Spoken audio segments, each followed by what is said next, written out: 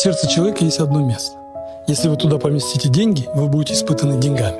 Если будет любимый человек, вы будете испытаны любимым человеком. Если там будут дети, будут детьми. Машину в сердце засуньте, начните переживать за машину. Что-то с машиной станет.